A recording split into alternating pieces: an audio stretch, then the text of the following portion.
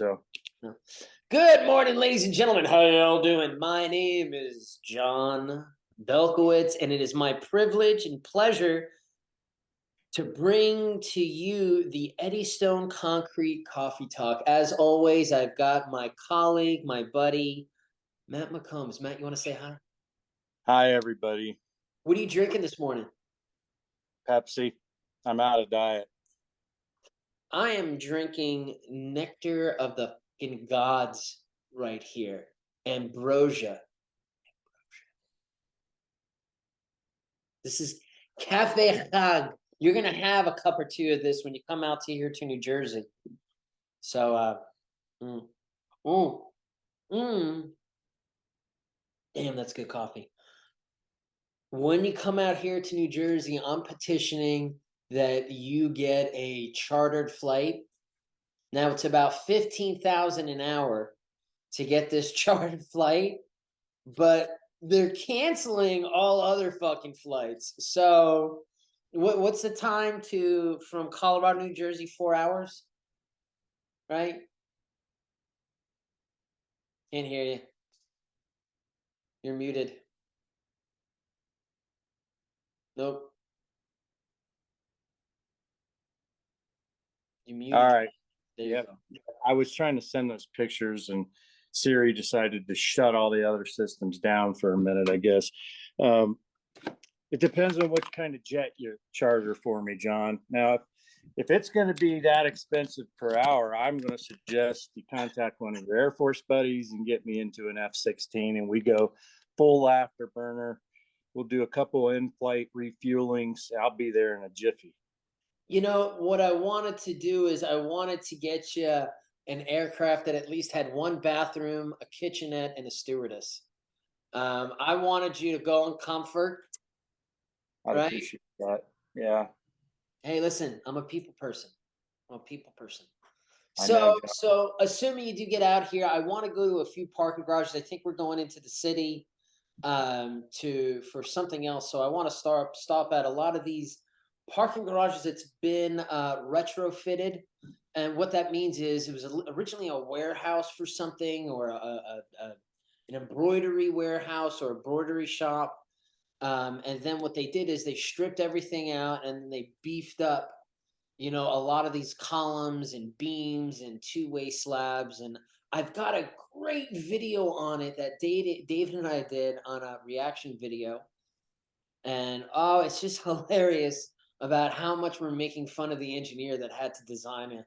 This it just would suck because you don't know if it's going to, you're hoping it's going to work, and your answer comes in the form of cracks and corrosion like this.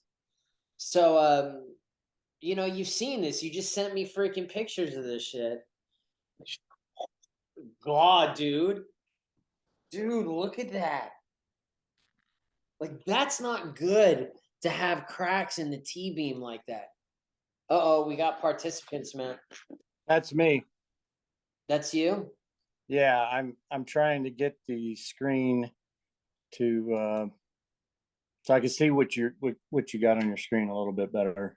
It literally is what you sent me. It is a Okay. version of what you sent me. Bleeding of concrete. And what I did is I took the artistic liberty of using some filters and making the steel bleeding come out a little bit more, so it looks more dramatic. But this is the reality that, a parking garage, I mean, shit, man, it goes through so much movement, sometimes overloading when it's just congested with cars and snow loads. Um, and the result is cracking, and then from cracking and water and de-icing salts and brines, you get this. And my question to you, Matt, as not an engineer but a professional in the industry, is this okay? Is what you sent me okay? Now I'm still looking at a column. Have you changed anything yet? No, the same column. Same column? No, no, not okay.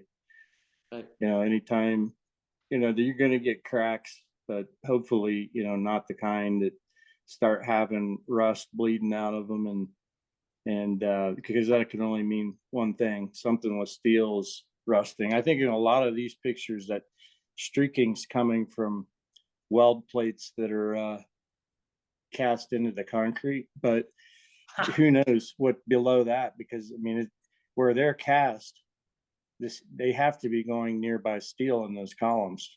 Columns don't have they have so much steel in them you can barely get a pencil in there sometimes, right? Sometimes, but I think you're trying to say is you hope that it's coming from the cast in, steel geometries. Yeah, Uh, but that's only a matter of time before it gets from there to something else. More than likely, it's making contact. and you stole the words right out of my effing brain, Matt.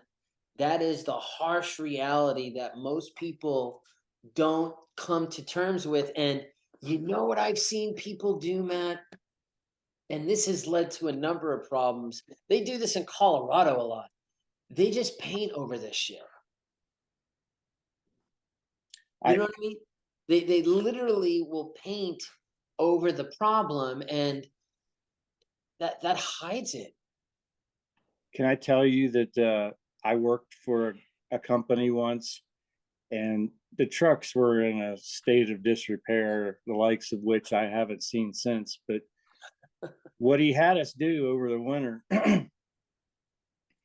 was pull them in the shop, get all the big nasty chunks of concrete off. Right.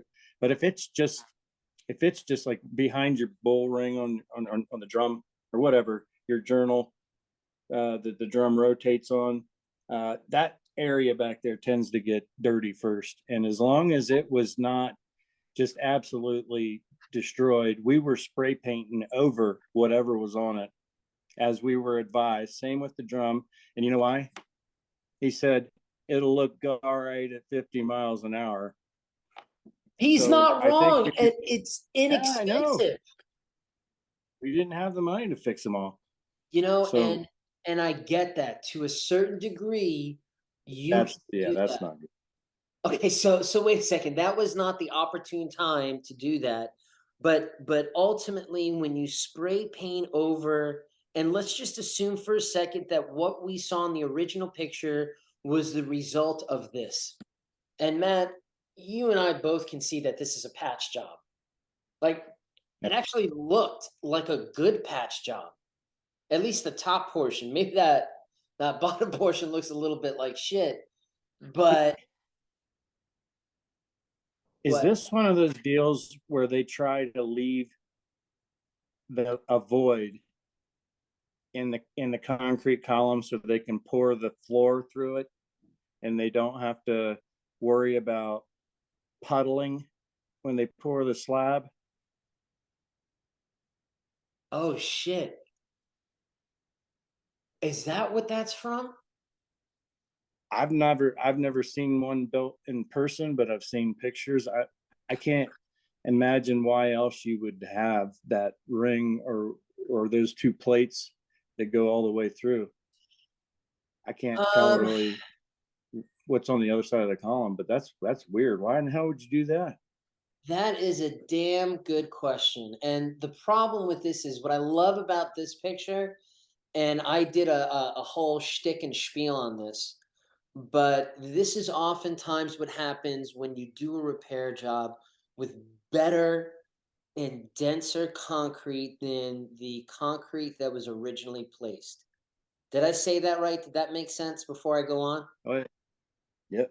So the in place concrete, let's say it was what, 6,500 56 days, point 40 plus or minus 0.202 on the water cement ratio, maybe a little bit of supplementary cementitious and some chemistry on it, but the patch, it looks like it's a fucking 15,000 psi, you know. Ductile.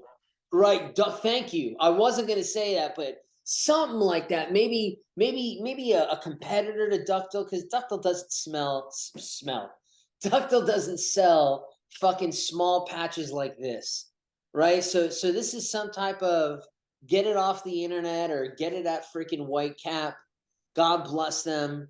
And the problem with taking a 7,000 at 56 days and a 15,000 or 20,000 at 56 days is the interface between those two becomes a collection point for chlorides and other impurities. That much we know. It's called a singularity or a congestion point. And you could see around that ring where we have that other patch that there's a shit ton of salts there, as if somebody injected salts there on purpose. Here's another one. Look at this motherfucker. Like that is, and granted, I used filters so we could see the salt. Like I had a good time with filters. Is that a beam? What's that? Is that a beam? No, that's more of a contact point. So at the end, this is like a cantilevered contact point, and something sitting on top of this as a suicide end, like a dynamic. It's a precast. Right. So this is almost like this thing up here is almost like a dampener, and that's what I think these are. These are like plates that allow the concrete to move back and forth, so it doesn't crush. Does that make sense? Yeah. So what would happen on one of those precast buildings if they welded it all together so it wouldn't move? It would crack a lot fucking more. It will move, Matt. And that's the problem. Like, you look, a great example of this. Have you ever looked at the Coronado Bridge? Right. I'm not up close, but I've been over it. Do you mind if I just pull the Coronado Bridge up? Yeah, go for it, man. You know, California is known for its earthquakes, its tectonic plate movement is really what it is, as well as its high winds. And when it comes to the Coronado Bridge, am I sharing my screen yet? No. Full view. Okay, let me go. How do I get back to this? Oh, this is like a weird. Oh no, man! I think I just got a virus. There we go. Coronado. Not good. No, I got it. Bridge. Columns. That's what those things are called. So the Coronado Bridge columns are designed in a very specific way to take into account the movement of the earth, right? Because those columns are locked into bedrock. Okay, here we go. And I apologize, but this is like I'm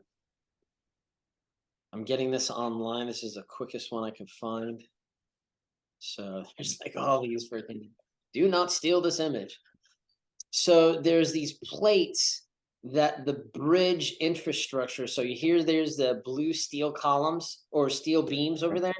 Well, those steel beams are sitting on these plates that are almost like, what is this concave? They're cup sitting in a bowl, right? And that bowl is attached to these concrete columns.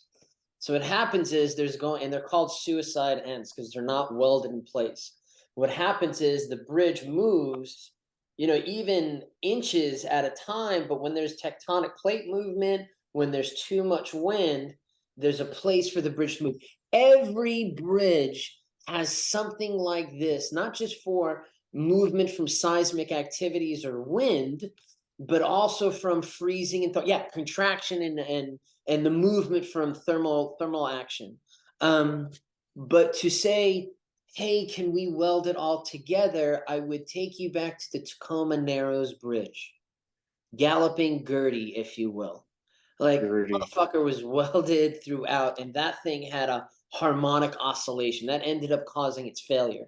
So if you try to force rigidity, I mean, dude, the earth takes over. Mother Nature takes over. So you've got to, even superstructures, you've got to design them with a little bit of sway in mind.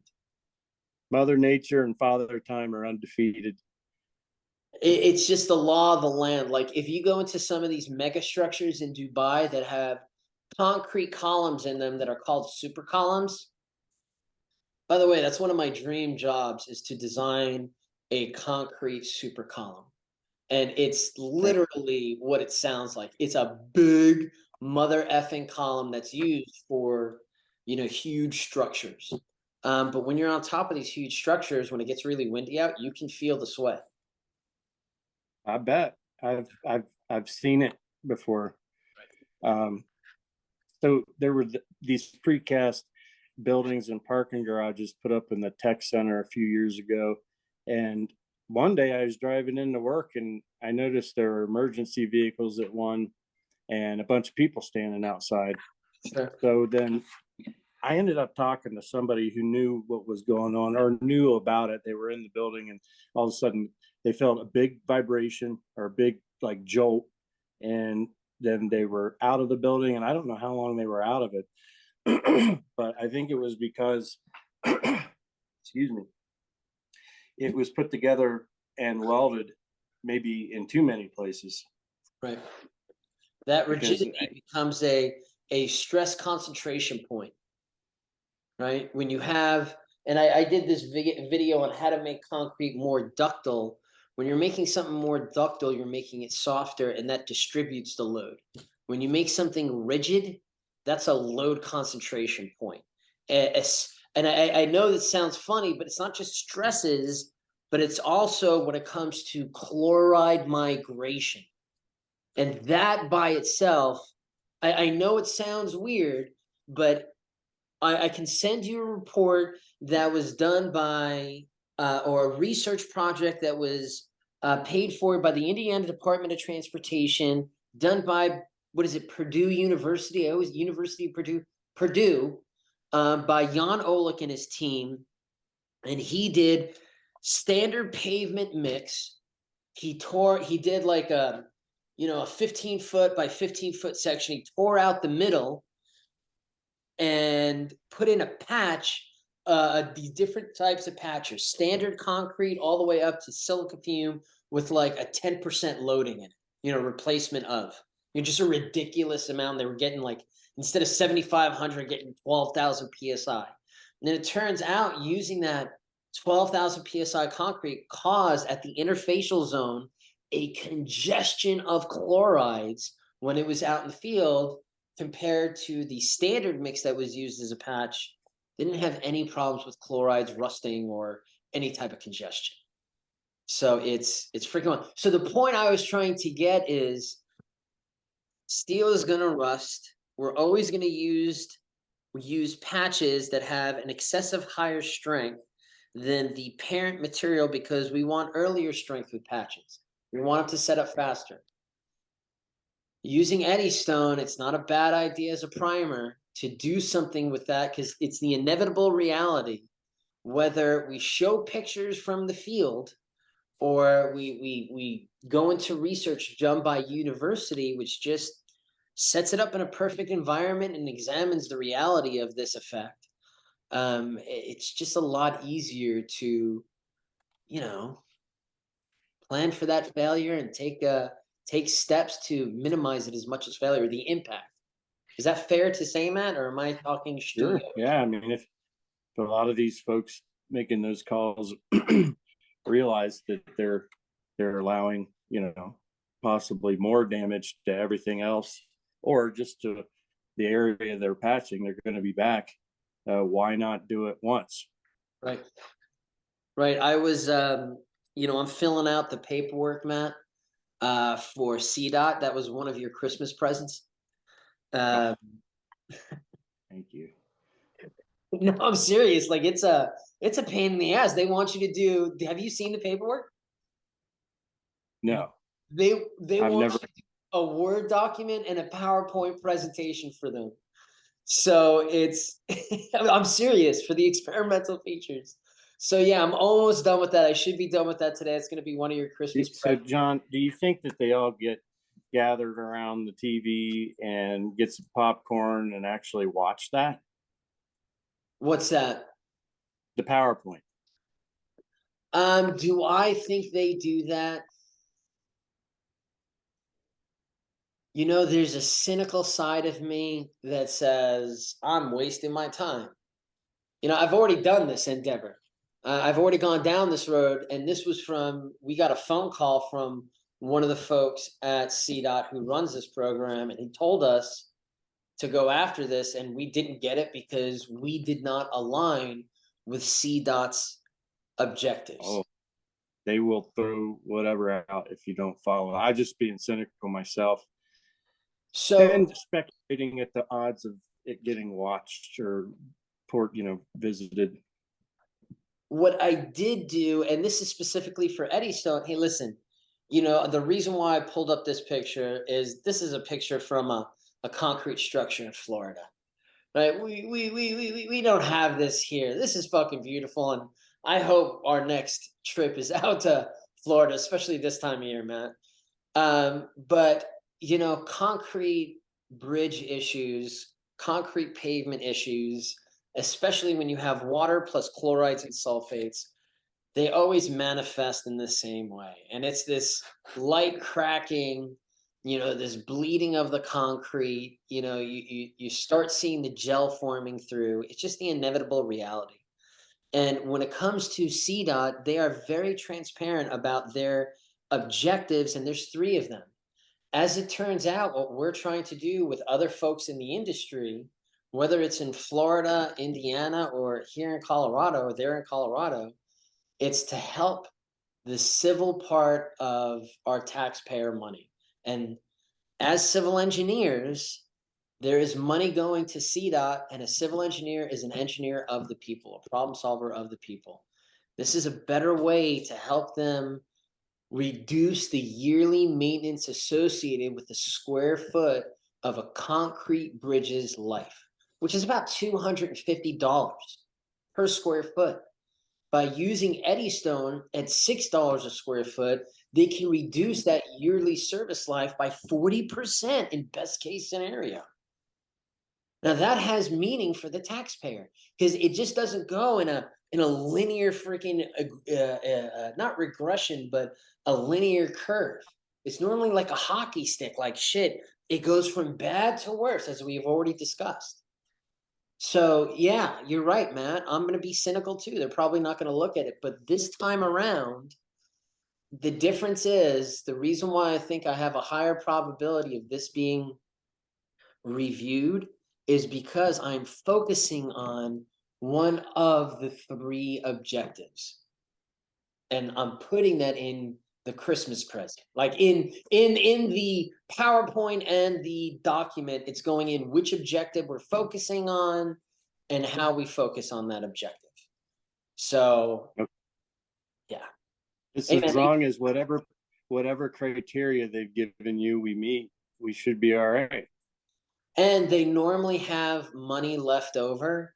So hey, the amount of money I'm asking for, Edystone is this is not a Christmas contract. This is more, what is the minimum we need to include labor to make this happen in Colorado? And just from my talk last time to the folks in the engineering side, the research side, there's a threshold where they stop looking at this. So I'm staying within that threshold. This is going to be great for Colorado. Yeah. So the second reason why I shared this, Matt, this screen is because, oh gosh, that needs to be changed. You're not Whitney. We're still having this. We're going to continue to have this. And next week, man, I wanted to focus on the hydrogel and what it looks like. Now, beforehand, I want to send not only you the pictures that I'm going to use with notes, but I want to send it to our listeners too. I want them to be able to see it ahead of time so they can send us questions. Now, I want to do that both here and on Instagram. So that's my plan. And ultimately is, I keep talking about this hydrogel. What the hell is a hydrogel? And what does it look like? And no, it's a fair question, right? Right? I could be saying a Twinkie, like the Twinkie is helping out concrete. It's the same effing thing. Like, I tried to explain this to my dad the first time. I tried to shove my Twinkie in that crack, and it just Right. didn't. Didn't work. I probably would have been more successful if I had said that, because when I explained to him what a hydrogel was, he looked at me and said, "I don't get it." But He did. He just did that on purpose. I know he did. I just want to shake the shit out of him sometimes. But I got him to the point that he accidentally said that he understands it now. So I feel like I've got a good way of talking through the science so that it is not practical, but it's palatable. Does that make sense? Sure. Right. So I'll create that. Oh, we're running out of time here. We're gonna end. So send that to me. I'll get out the thesaurus and try to dumb it down another level, and then we'll be like the normal person. If you need to do that, Matt, I don't want you to do that. If you need to do that, send it back to me with a thumbs down, and I've got to send you a new one. That's my point. Right? You can send me questions, but don't try to update it. Let me do that. Send me your questions. If everything's okay, send me questions. If it sucks, send it back to me with a thumbs down. Just don't make it all one sentence this time. It's called a run-on sentence, Matt. And if they weren't supposed to be used, why did we create a phrase and a definition? Exactly. And they even got a name and everything. And I'm good. Listen, when it comes to run-on sentences, you need to read my PhD, dude. That's like the world record for run-on sentences. Marathon sentences. I love them. All right, y'all. Thanks for joining us today. Don't forget to like and subscribe. Ding that bell for notifications. Go Concrete! The asphalt.